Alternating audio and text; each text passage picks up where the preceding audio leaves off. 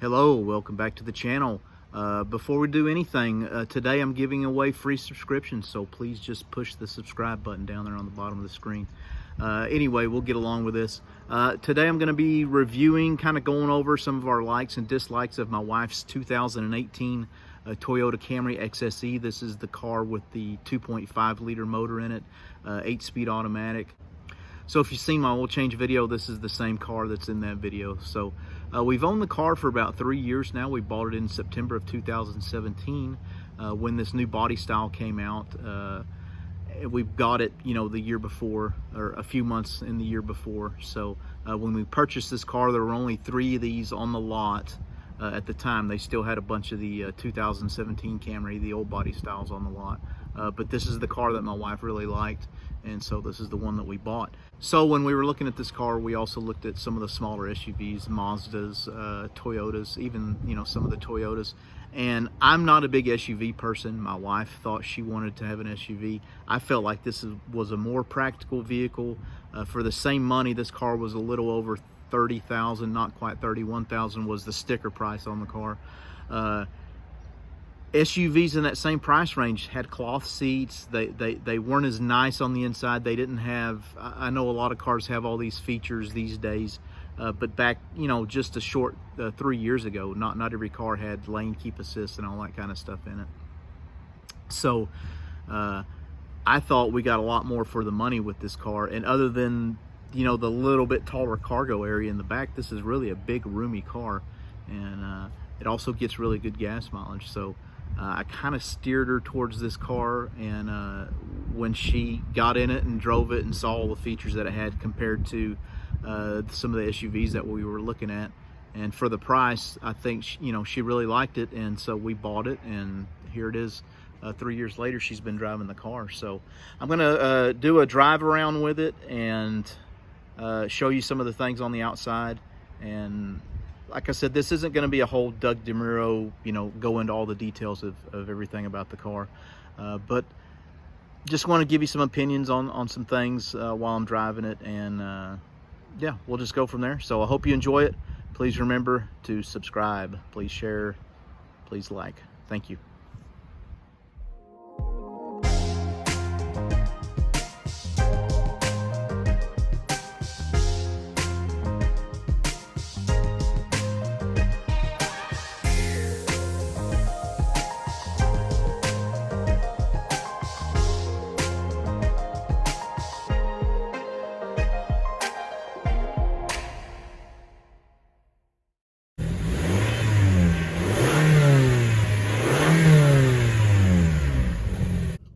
Okay, so I'm behind the wheel here of the 2018 Toyota Camry.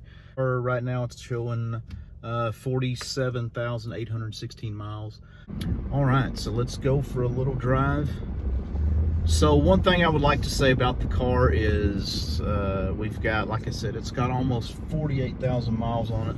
The car has been super reliable. We haven't had any problems with it at all. One thing that did happen was the windshield got broken by a rock out on the highway. Now that's got nothing to do with the reliability of the car, but since the car has all these safety systems and put on my turn signal, these safety systems with the lane keep assist and the cruise control and all that, it's got a camera up here and above the rearview mirror, I believe, some kind of sensor up there. But anyway, so you're with that being said, most windshields, or in my experience in the past, most of your basic vehicle windshields are, $300, $400, $500 would be what I would consider an expensive windshield.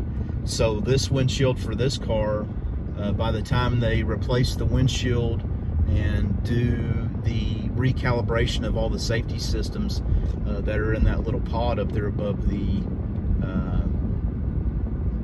rear view mirror, it's like 12, I've gotten quotes from anywhere from $1,200 to $1,500.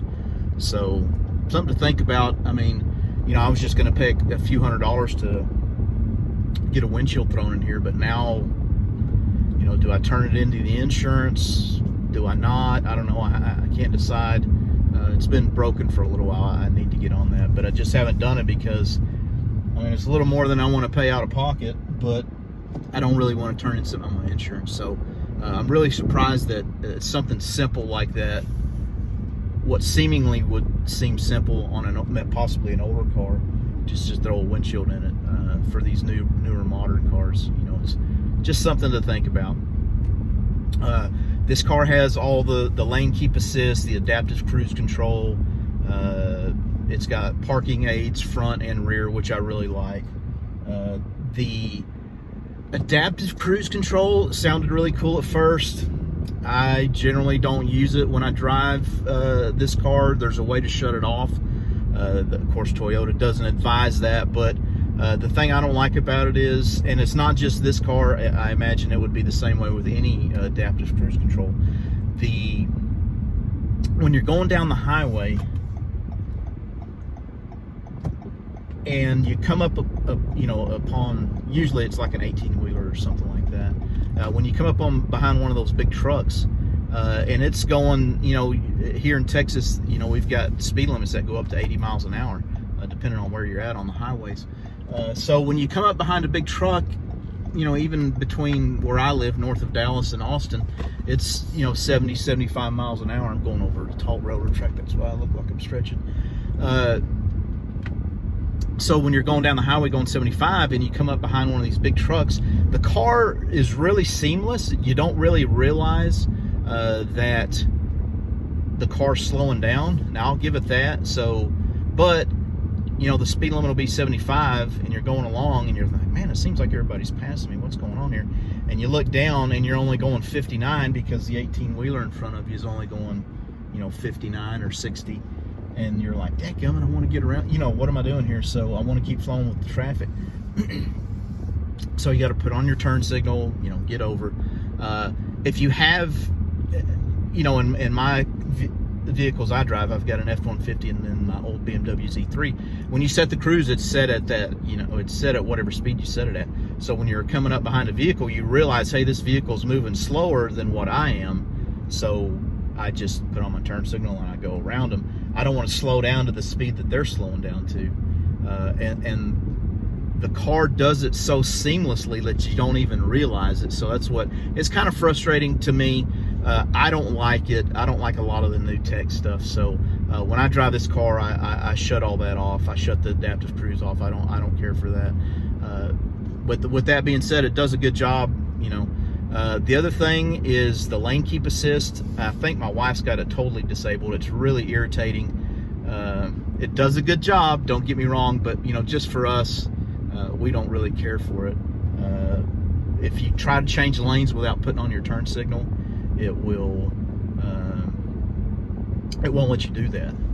So, well, it will let you do it, but it gives you a little push with the steering wheel when you try to change lanes, and I don't like that. When I want to change lanes, I just want to change lanes. Sometimes, call me whatever you want. Now in town, I typically don't do that, but if I'm driving on a long road trip and I'm out on a highway in the middle of nowhere and there's nobody, if I'm going to pass one car or whatever, or for whatever reasons I want to change lanes, and I don't feel it's necessary to put my turn signal on, the car will fight you. It'll actually apply some force to the steering wheel, and I don't like that. I don't like anything that takes me 100% out of control of the vehicle. So now, with that being said, it does have the parking sensors. It does have the crash. So if you're coming up close to somebody, under certain conditions, it'll stop the car. And I have experienced that. The car do that. Now, the car in front of me was really far away. I don't really know why it did it. Maybe because it was at highway speeds, but I was just about to put on the brakes myself, and the car went ahead and did it for me. It was kind of a weird sensation. And then also, it has the cross traffic alert for the rear of the car. And that's nice. I enjoy that. When you're in a parking lot or backing out of the driveway or something like that, we have a fence that comes right to the edge of our driveway. So whenever you're backing out of the driveway, it's you can't always see what's coming to the from the passenger side of the car in the rear. So That cross traffic alert has stopped me a few times with people walking their dogs and that kind of thing. I mean, I've still got my foot on the brake as I'm coming out. I'm not gassing it, backing up out of the driveway. But it's just something nice, and it's there, and it just kind of makes you aware. And so I enjoy that part of it. Another thing I really like about this car is that it feels really stable on the road. I've driven the Altima of the same year. Just so happens soon after we bought this car, I went out of town for work and had to get a rental car, and it was a Nissan Altima of the same year model. And man, on the highway and through some back roads and stuff, it just didn't have the solid feel, in my opinion. It didn't have the solid feel that this car had, that this car has. So anyway, it feels really secure on the road. It's comfortable, even though it has the 19-inch. This is the XSE with the 19-inch wheels. It's still really comfortable on the road. You get kind of a sporty feel without it being super harsh. Now, it's not sporty, like my Z3 by any stretch of the imagination. But it does have a sporty feel to, kind of an everyday commuter type car. Now, this car has the XSE package. One thing that I do wish they would have done is to not only make the XSE an appearance package, but it would have been really nice, kind of like the Honda Accord Sport, to get just a little more power. This car, I feel, is a little underpowered in a sense, but then in a sense, I don't think it's underpowered. So what I mean by the car being underpowered but not really underpowered is, according to Toyota, this car makes 206 horsepower. It's a 4-cylinder, but that comes at like 6,800 RPM, and then it only makes 186 foot-pounds of torque, which comes in at around 5,000 RPM.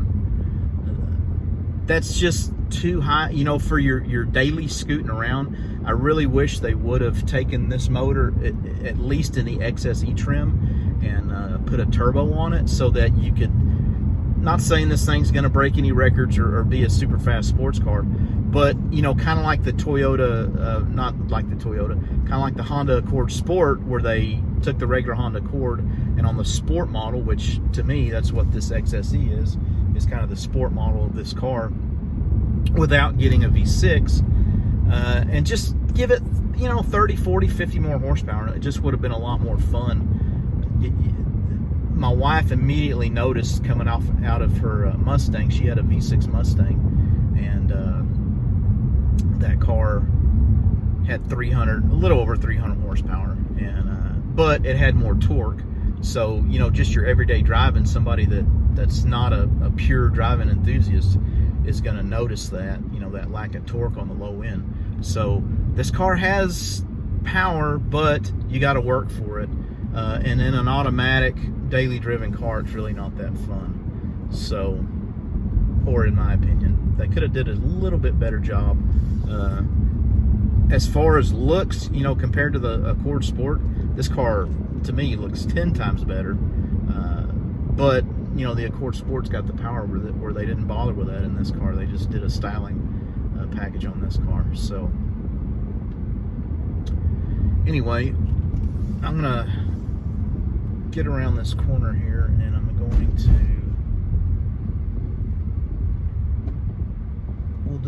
we'll use the paddle shifters.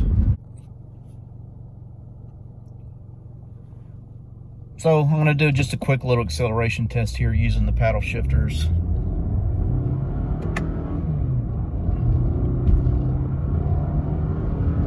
Shift. So it's not too slow. Don't want to go over the speed limit here. But I don't know what the 0 to 60 in this car is, but it's not blistering fast. The paddle shifters, it's kind of a novelty in this car, in my opinion.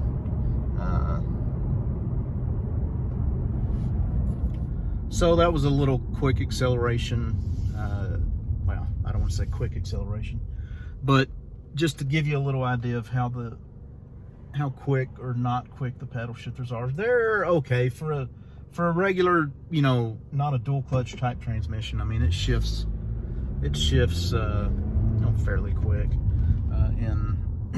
when you're using the paddle shifters. But I mean, in my opinion, in this car, you know, being what it is, the paddle shifters are kind of a novelty. We never use them. You know, when we first got the car, it seemed kind of fun to, you know, use the paddle shifters. I'm really a manual transmission kind of guy. So I don't think my wife's ever used them other than once or twice, just to, you know, when we first got the car, like I said, just as a novelty, just because they were there. You know, you got to check them out, right, when you get a new car. So anyway, just driving along here, trying to think of anything else about the car. So I just wanted to take a minute here and talk about this infotainment system that's in the car. Now, this is the first vehicle that we've owned that had like a true infotainment system. So when we purchased it, I really didn't know anything about this. You know, I've seen videos of other cars that had these and it looked really cool and all that. The thing is, this is like a Linux-based infotainment system. You've got to download an app to your phone, and then that app communicates with the infotainment system here and everything. And frankly, I mean, I'd want to talk to my wife again. I talked to her about this the other day, but it's so confusing and so non-intuitive that I don't think she uses any of the features of it anymore. I certainly never have figured this out. It's really a strange, you go here and it's got, this syncs with your phone. It's really strange. So you don't use navigation from this. You actually use like navigation from your phone, but you have to have the Toyota app downloaded. It's really strange. I don't, it tells you a lot of the things in this screen that it tells you, you know, in this other screen. It gives you your mileage there and your mileage there. I really don't understand that. And like I said, we didn't really know. I'm not a technology guy, so I don't know what we were expecting with this thing, but it's really disappointed me. At work, we drive big F-350 Ford trucks, and the new ones that we've been getting, they have the Android Auto, the Apple CarPlay. I like Apple stuff. And man, you plug in your phone, and it's just like using your phone. It's really, really simple. I was really disappointed in this. I don't know if the 2020s or the 2019s, if they've done anything with this yet to fix it. Sometimes this clock is wrong, my wife was telling me. It's just a really strange system, and it's not very, I don't know, it's just not very, you know, user-friendly. It just seems like so much information in here that's really not, I don't know. I just thought it would be a lot cooler, you know, with the screen and everything, and I'm really disappointed in the way that this infotainment system functions, and I think my wife would say that she felt the same way. I don't like the piano black. It gets fingerprints really easy. That was one of the very first things my wife complained about, was that this piano black all around this surround right here just got dust, and I just dusted this thing off, I mean like right before I started all this, and it's already getting dust on it. So anyway, I just wanted to touch on that. That was, of the whole car, man, I really love everything about this car. This screen right here and what it does was really a big disappointment. So other than that, we really love the car.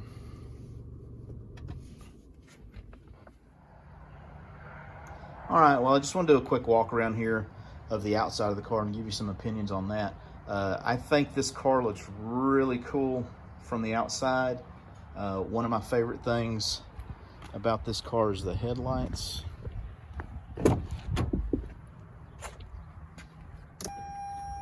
So like I was saying, one of my favorite things about this car is the headlights. Now, those don't blink. That's just the camera.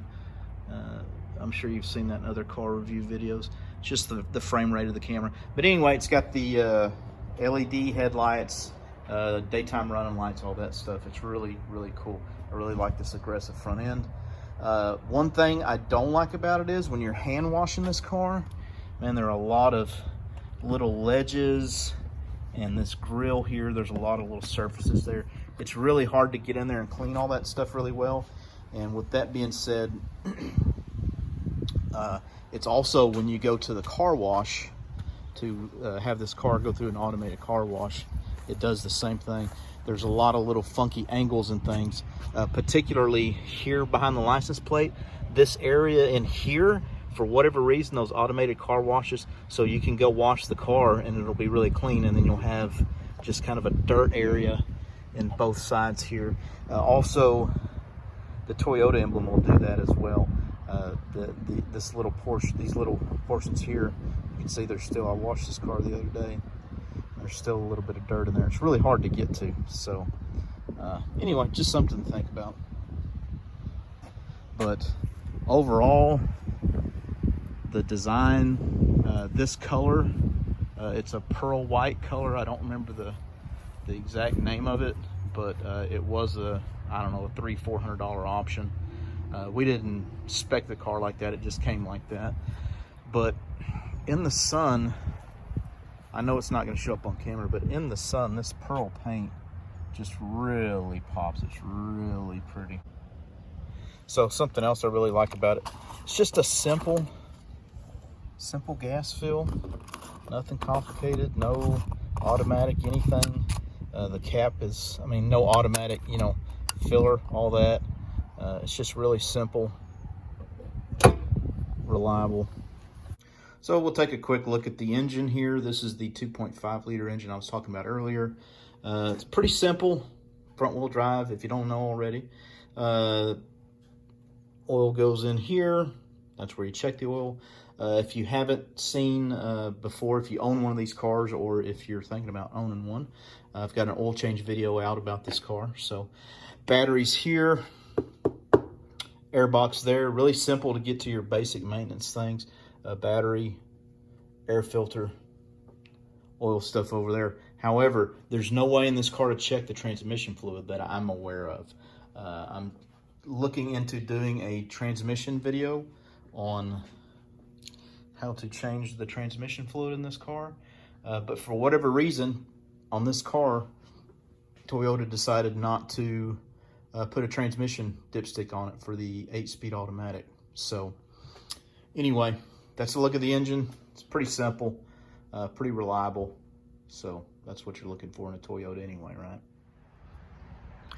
So on that note, I'm going to close out this video. Please remember to subscribe. Please like the video if you enjoyed it.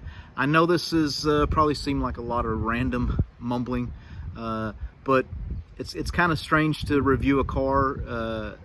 I've never reviewed a car before on my channel, but it seems kind of silly to review one that you drive, you know, often. I'm sure I'm probably overlooking a lot of the features and things like that that people want to know about that I just take for granted just because we own this car.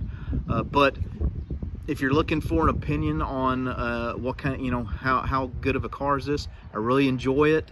I think the models that are not XSEs, that are, you know, just the SE and the regular ones, I don't think they look as good. I think the interiors are pretty similar, and I don't know if they have the leather, they come with cloth, that kind of thing. But I think the XSE just looks a lot better overall, just as a prettier car than the lower. I wouldn't say lower, but the other trim levels. So would we buy this car again? I think so. I would hope that they've updated that infotainment system. Like I said, that's been my least favorite part of the car. It's not a speed demon by any stretch of the imagination, but it's a good, reliable, it's peppy, you know, it can be a fun car to drive, but more importantly, it's a good, reliable, everyday car to drive. And that's what we're looking for. You know, my wife's, this is her daily driver. So anyway, if you like the video, please subscribe, please share, please like, do all that fun stuff, and we'll see you next time. Thanks.